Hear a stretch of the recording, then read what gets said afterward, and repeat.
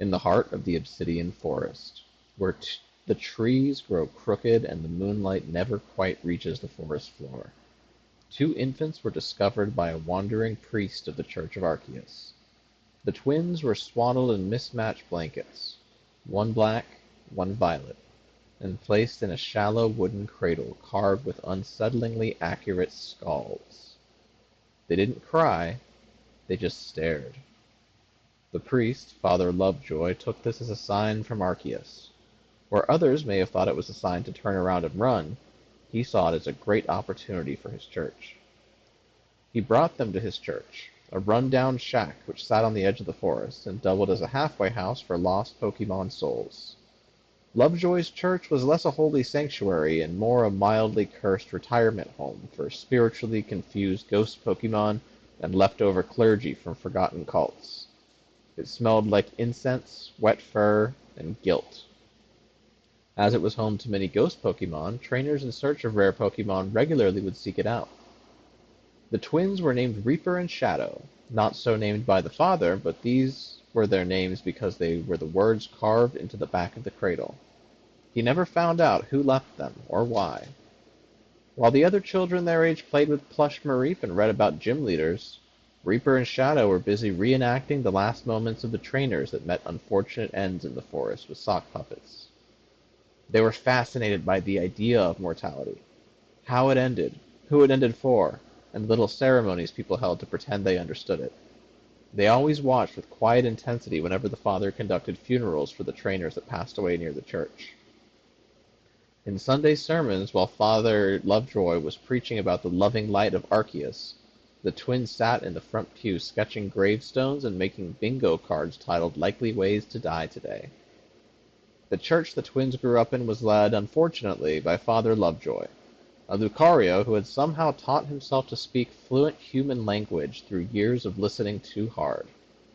Most assumed this would make him wise, gentle, perhaps even a symbol of divine enlightenment.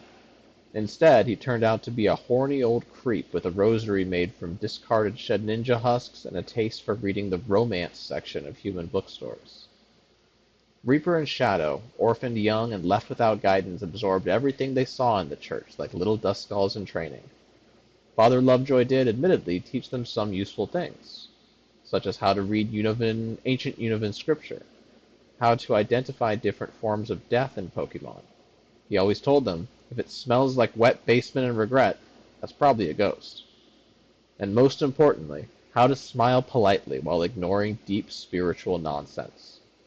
But the real education came from observation. The twins quickly learned no one actually understood Arceus' teachings. Everyone used faith as a smokescreen for their own weird obsessions, and authority figures were, more often than not, absolute disasters in robes. Shadow once caught Father Lovejoy meditating behind the altar with a copy of Poke Chic Monthly and a confused Lopunny. Reaper walked in on him giving a lecture on the sacred geometry of Gardevoir hips. And of course, they would never forget the day they were baptized. Where other children would be traumatized by these things, Reaper and Shadow were fascinated. What made people do these things? What did they get out of it? And how did it feel? These were the questions that occupied the twins' brains for a time. And this was the environment they grew up in. As they got older, Father Lovejoy came upon some sort of an opportunity. He didn't tell Reaper and Shadow the details, but told them one day that they were moving into a new home. The three of them packed up their things and moved far away from the secluded forest into a brand new church in Hallowberry City. It was an incredible change from the dark and isolated forest they'd lived in previously. So many more people and Pokemon, and so many new ways to stimulate themselves. One rainy morning when they were 9, a stranger arrived at the church doorstep.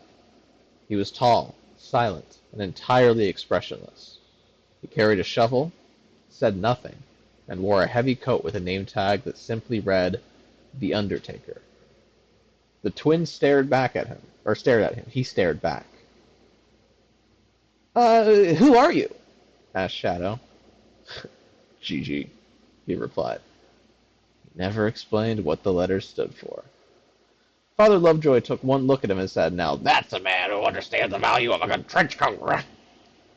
The Undertaker said nothing, just dripped rain onto the carpet. Father Lovejoy, either too oblivious or too enchanted by the stranger's mysterious aura, let him stay in the church's crypt. From that day onward, he followed Reaper in shadow, watching, silent, unmoving except for the occasional, perfectly timed utterances of GG. Father Lovejoy often tried to get him to talk more. Tell me, my child, He once said, polishing a stained goblet with his tail. what's your opinion on Delphox fan fiction? GG, the Undertaker replied. It was the most spiritually fulfilling conversation the priest had all week.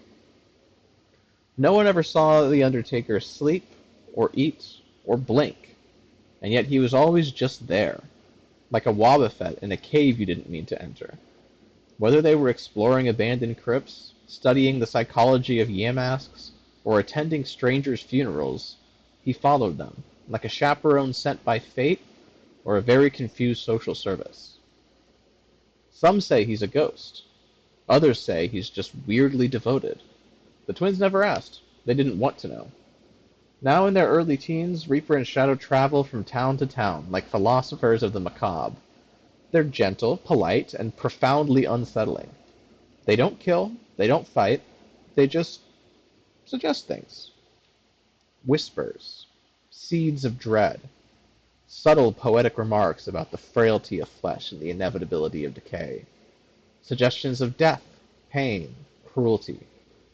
They don't crave these things for themselves, but they hold a deep and innate desire to see these things, to watch pain be inflicted upon others, to see the light fade from someone's eyes, and the blood empty from their bodies. And always, always behind them, the Undertaker walks, carrying his shovel, watching. And when things go sideways, when someone actually does die, he simply says, GG.